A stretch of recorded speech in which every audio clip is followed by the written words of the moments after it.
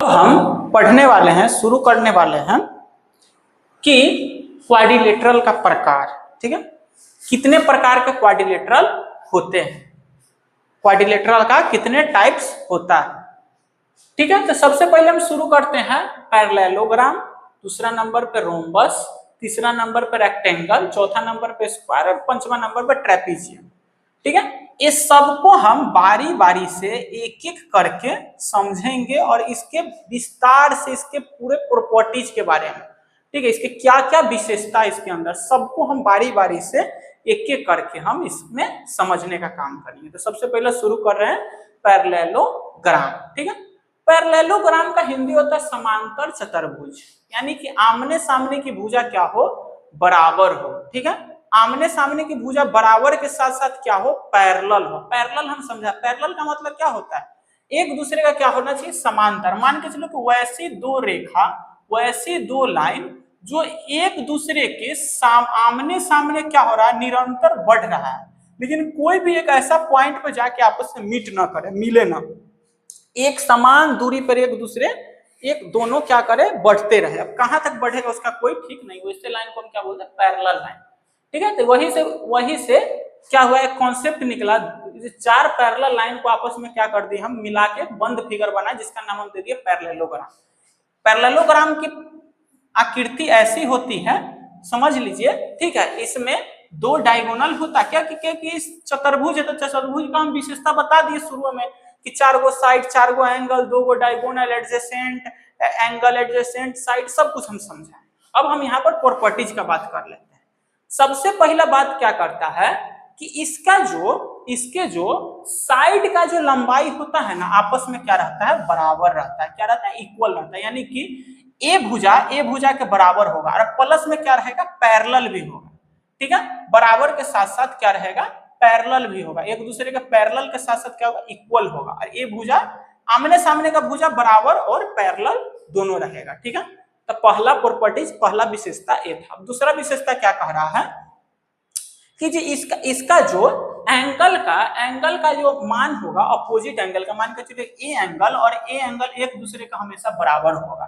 ठीक है, यानी कि आमने सामने का जो कोण होगा, कोण का मान क्या होगा, ऑलवेज इक्वल होगा। ठीक है, यहाँ पर देख रहे, कोण का मान ऑलवेज हमेशा आमने सामने के कोण का मान बराबर होगा।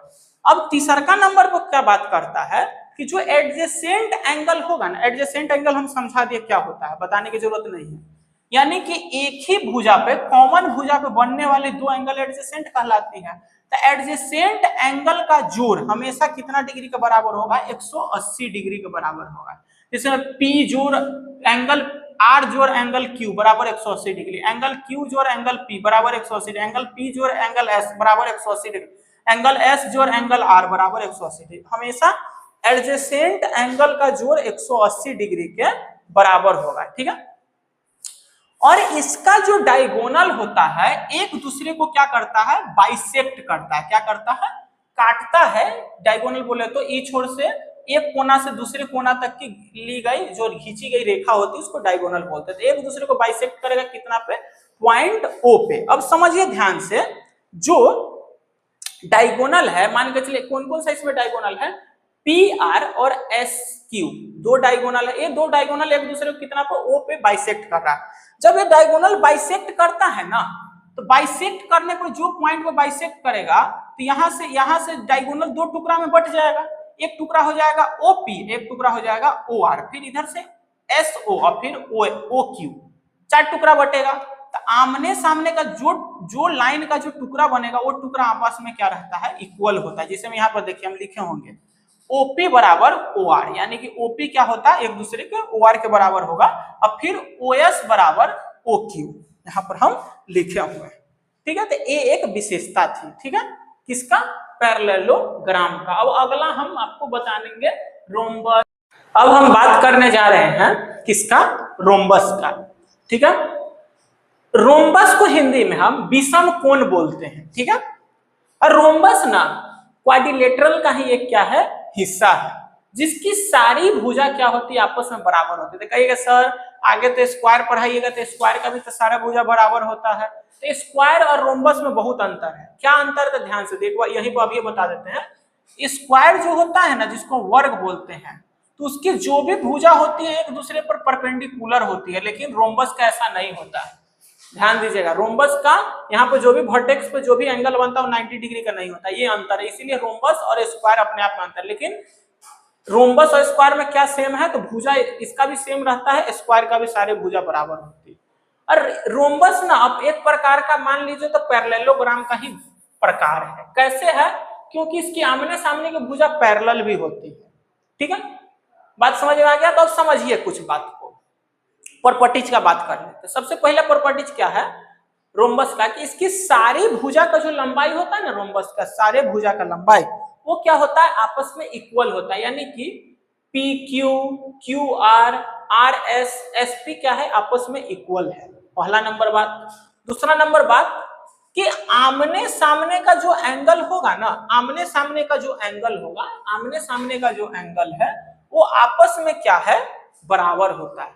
जिसे में एंगल P बराबर किसके बराबर होगा, एंगल R के, यानी कि A इसके बराबर होगा, एंगल Q एंगल S के बराबर। आमने सामने की एंगल क्या होगी, आपस में इक्वल होगी। तीसरा नंबर बात क्या है कि जो एडजेसेंट एंगल का जोड़ होता है ना, वो भी 180 डिग्री। हम पैरेललोग्राम में भी बताए हैं कि एडजेसेंट एंगल का जोड़ कितना डिग्री, 180 डिग्री। और रोम्बस का भी एडजेसेंट एंगल का जोड़ कितना डिग्री, 180। ओके, एडजेसेंट एंगल क्या होता है, तो ध्यान से देखिए। मान लेते हैं रोम्बस का एक पिक्चर है, तो कहिए ई अलग रोम्बस, ई अलग रोम्बस। भाई इसको भी हम इसको ऐसे थे, हम इसको ना घुमा दिए हैं, तो क्या दिक्कत है। तो इसका जो एडजेसेंट एंगल बोले तो एक ही साइड पे, एक ही भुजा पे जो दो एंगल बनती है उसको एडजेसेंट एंगल बोलती है। बात हम समझे? तो ये दोनों एंगल का जोड़ कितना होगा, 180 डिग्री होगा। बात समझे? या ये दोनों एंगल का जोड़ भी कितना होगा, 100, या ये दोनों एंगल का जोड़ कितना, 180, या ये दोनों एंगल का। अब एक साथ एक ही लाइन पे दो एंगल को एक साथ जोड़िएगा ना, तो कितना डिग्री बनाता है, 180 डिग्री। तो रोम्बस का एक खासियत होता है। और एक और खासियत ऐसा है, किसका है, पैरेललोग्राम का। पैरेललोग्राम का भी एडजेसेंट एंगल का जोड़ 180 डिग्री। अगला क्या है कि इसका डायगोनल जो होता है ना रोम्बस का, मान के चलिए इसका जो डायगोनल है, यहां से यहां तक इसका जो डायगोनल होगा, एक कोना से दूसरा कोना तक की लंबाई, ये जो डायगोनल होगा जो काटेगा ना, तो एक दूसरे को हमेशा 90 डिग्री पर काटेगा। कितना डिग्री पर काटेगा, 90 डिग्री, यानी कि हमेशा परपेंडिकुलर काटेगा। बात समझ में आ गया? परपेंडिकुलर तो काटेगा ही, उसके साथ साथ जो भुजा बटेगी एकदम बराबर हिस्सों में बटेगी। क्या बटेगी, बराबर हिस्सों में। ठीक है, जितना बड़ा ए भुजा उतना बड़ा ई। अब इसी के सेम लंबाई, चारों भुजा एक ही समान लंबाई का बटेगा। ठीक है, एक खासियत होता है। लेकिन पैरेललोग्राम में ऐसा खासियत नहीं था कि उसका भुजा आपस में कटे ना तो 90 डिग्री पर कटे, ऐसा नहीं। लेकिन ये भुजा 90 डिग्री पर इसका कटता है। तो ये रोम्बस का कुछ विशेषता था। इसके साथ साथ कुछ क्वेश्चन भी है, यहाँ पर समझा देते इस क्वेश्चन में करना क्या है। तो थोड़ा हम यहाँ पर इसको समझाने का काम करते हैं। सबसे पहले तो यहाँ पर लिख देते हैं कि हमको यहाँ पर x का वैल्यू निकालना है, एंगल y का वैल्यू निकालना है, और एंगल z का वैल्यू निकालना है फिगर में। ध्यान से देखिए, एंगल x यहाँ पे है, एंगल y यहाँ पे है, एंगल z यहाँ पे। अब बाहर की तरफ हमको 55 डिग्री दिया हुआ है। ठीक है, तो सॉल्व करना है। तो कैसे करेंगे, तो ध्यान से देखिए, हम यहाँ पर सॉल्व कर रहे हैं। ठीक है, थोड़ा कलर दूसरा यूज कर लेते हैं, यहाँ पर सॉल्व करते हैं। ध्यान से देखिए, हमको एंगल POT बराबर कितना डिग्री दिया है, 55 डिग्री दिया है ना। लेकिन हम यहां पर क्या करें, angle POR plus angle POT को आपस में जोड़े तो 180 डिग्री के बराबर होगा ना भाई। ये दोनों एंगल का जोड़ 180 डिग्री के बराबर होगा। POT कितना है, 55 डिग्री है, जोड़ एंगल POR बराबर 180 डिग्री। 180 में से अगर 155 घटा देंगे तो कितना बचेगा, 30, यानी कि 50 घटा 30 हुआ 25, 125 डिग्री। तो एंगल POR बराबर 125 डिग्री, यानी कि हमको ए वाला जो एंगल का मान आ गया, कितना आ गया, यहाँ पर लिख देते हैं 125 डिग्री आ गया। ध्यान से देखिए, पैरेललोग्राम का हमको ए वैल्यू 125 डिग्री आया। पैरेललोग्राम का आमने सामने का जो एंगल का जो मान होता है ना, आपस में बराबर होता है। क्या होता है, इक्वल होता है। तो यहां से अगर हम देखें तो एंगल ई का जो मान होगा, ई का मान ए वाला ई है, एंगल ई का जो मान होगा वो किसके बराबर होगा, एंगल POR के बराबर होगा और एंगल E बराबर क्या आ जाएगा 125 डिग्री। बात समझ में आ गई होगी, ये बात आपको समझ में आ गया होगा। अब ध्यान से देखिए, ए वैल्यू मेरा 125 डिग्री आया और ध्यान से देखिएगा पैरेललोग्राम अगर जो कोई पैरेलल इस ऐसे तरह लाइन है और ये लाइन से ये लाइन अगर जो कोई लाइन इंटरसेक्ट करता है तो अल्टरनेट से ए वाला जो एंगल होता है इसके बराबर होता है, अल्टरनेट इंटीरियर एंगल्स। तो यहाँ पर ये 35 डिग्री है तो अल्टरनेट से वाई का मान भी तो 35 डिग्री आएगा अल्टरनेट इंटीरियर एंगल से। जो हम एंगल वाला हम टॉपिक में बताए हुए थे, कुछ एंगल का पार्ट 2 का वीडियो बनाए हैं, उसमें हम अल्टरनेट के बारे में बताया, जाके देख लीजिएगा। तो हम यहाँ पर बताए हुए कि अल्टरनेट से ए वाला इसके बराबर होगा। तो यहां से क्या हो गया कि एंगल y बराबर किसके, एंगल PRE के किससे, अल्टरनेट से बात समझे, अल्टरनेट इंटीरियर एंगल से। ठीक है, तो यहां से एंगल y का वैल्यू कितना निकल के आ जाएगा, एंगल y बराबर कितना हमको निकल के आएगा, एंगल y बराबर 35 डिग्री। एंगल y का मान हमको कितना आ गया 35 डिग्री। तो यहां से ध्यान से देखिए, एंगल y का वैल्यू भी हमको 35 डिग्री, ए वैल्यू भी 125 डिग्री और एक प्रकार की ट्रायंगल नहीं दिख रहा है, एक प्रकार का ट्रायंगल तो दिख ही रहा होगा। तो अगर जो हम z का वैल्यू निकाले तो हम क्या करेंगे, एक ट्रायंगल हमको दिख रहा होगा, कौन सा ट्रायंगल, PRO दिख रहा है, PRO और सम ऑफ एंगल ऑफ ट्रायंगल कितना होता है 180 डिग्री। तो हम तीनों एंगल को आपस में जोड़ते हैं, तो angle Z plus angle Y plus angle 125 degree बराबर 180 डिग्री सम ऑफ, इतना आप समझ जाइए, कुछ चीज जगह नहीं है तो इसीलिए हम शॉर्ट में थोड़ा लेके चल रहे हैं। और उसके बाद एंगल Y का मान हम कितना निकाले हैं वहां पे 35 डिग्री, तो 35 डिग्री यहाँ पर रख दें। ठीक है, अगर 35 डिग्री हम यहाँ पर रखेंगे तो एंगल X बराबर, ठीक है, हम दोनों को उधर ले जाते हैं। अगर हम यहाँ पर Y का मान 35 डिग्री रख रहे हैं तो 35 और 125 जुटेगा तो कितना हो जाएगा 160, 125 जोड़ 135, 50 और 5 5 160, तो 180 में से 160 उधर जाके घटेगा तो कितना हो जाएगा 20 डिग्री। तो यहां से हमको x का मान कितना आ गया 20 डिग्री। तो यहां से ध्यान से देखिए, x का मान 20 डिग्री, y का मान 35 डिग्री, ठीक है 35 डिग्री, और z का मान कितना लेके आए थे हम, z का मान, सॉरी ये x नहीं ना, ये z ना है, सॉरी ये x नहीं है z है, z का मान निकाले हैं हमसे, गड़बड़ हो गया। ठीक है, तो z का मान 20 डिग्री। ठीक है, तो यहाँ पर z का मान 20 डिग्री, x का मान तो इसके अपोजिट है 125 डिग्री। ये आपका रेक्टेंगल का बात और स्क्वायर का बात हम कर लेते हैं। ठीक है, रेक्टेंगल का मतलब क्या है, हिंदी होता आयत, रेक्टेंगल को हिंदी में क्या बोलते हैं आयत। रेक्टेंगल भी ना एक प्रकार का पैरेललोग्राम ही है। ठीक है, रेक्टेंगल भी क्या है पैरेललोग्राम है, लेकिन दोनों में अंतर क्या, पैरेललोग्राम रेक्टेंगल में, तो पैरेललोग्राम में जो भुजा होता है यानी कि वो भुजा 90 डिग्री पे, वर्टेक्स पे 90 डिग्री नहीं बनाता, लेकिन रेक्टेंगल पे क्या होता है 90 डिग्री बनाता है। पैरेललोग्राम में आमने सामने का भुजा बराबर था, तो इसका भी आमने सामने का भुजा बराबर होता है रेक्टेंगल में।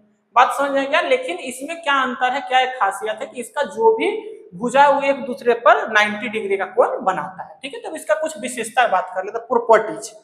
प्रॉपर्टीज क्या है, पहला कि इसका जो अपोजिट साइड होता है ना, अपोजिट साइड वो क्या होता है इक्वल लेंथ का होता है, यानी कि आमने सामने का जो भी भुजा होगा वो क्या होगा एकदम बराबर लंबाई का होगा, यानी कि AD का जो लंबाई होगा वो BC के लंबाई के बराबर होगा, और AB का जो लंबाई होगा वो किसके बराबर होगा, BC के बराबर होगा। ये बात समझ में आ गया होगा। अब अगला क्या है कि जो इंटीरियर एंगल है ना, अंदर वाला जो एंगल है वो हर एक एंगल 90 डिग्री का होता है, यानी कि angle A, angle B, angle C, angle D बराबर 90 degree always.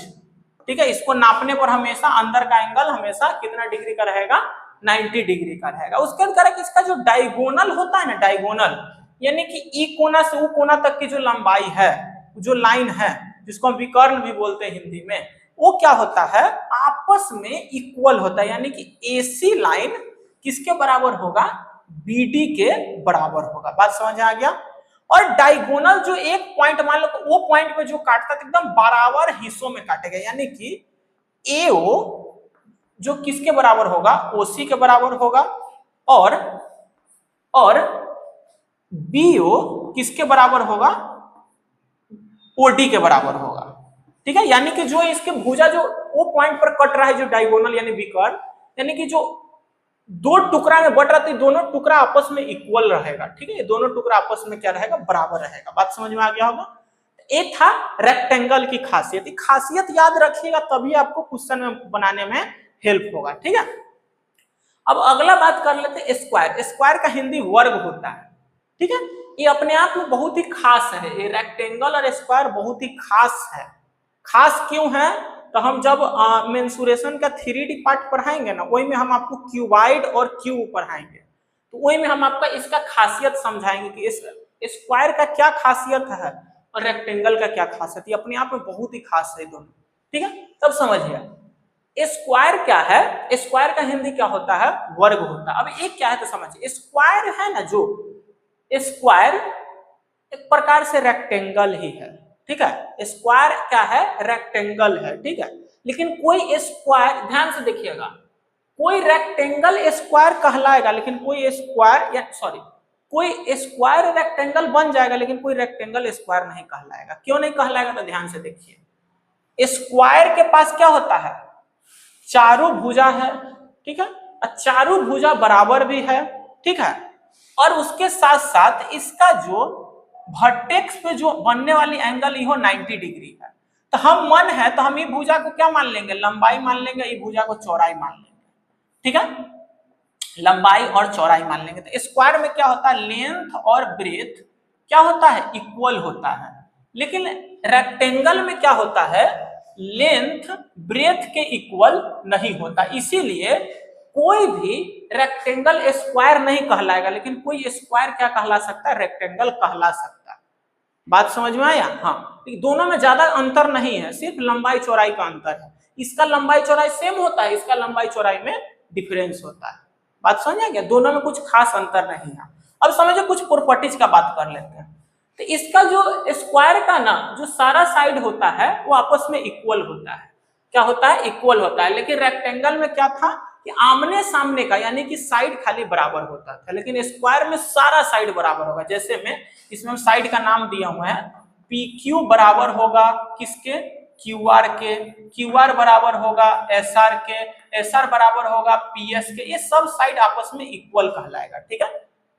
All interior angle measure 90 degree. Square का, जिसे रेक्टेंगल का आंतरिक एंगल का मान क्या होता था, 90 डिग्री सभी का मान होता था, उसी तरह से स्क्वायर का भी इंटीरियर एंगल का मान सभी का क्या रहेगा, 90। यानी कि एंगल P बराबर, एंगल Q बराबर, एंगल S बराबर, एंगल R बराबर 90 डिग्री। ठीक है। उसके बाद इसका जो डायगोनल होगा ना, डायगोनल का लेंथ जिस तरह रेक्टेंगल में डायगोनल का लेंथ इक्वल था, इसका भी डायगोनल का लेंथ इक्वल होगा। डायगोनल का मतलब एक कोना से दूसरे कोना तक की लंबाई। ठीक है। यानी कि यहां से पीआर जो होगा किसके बराबर होगा, एसक्यू के बराबर। डायगोनल आपस में बराबर होगा।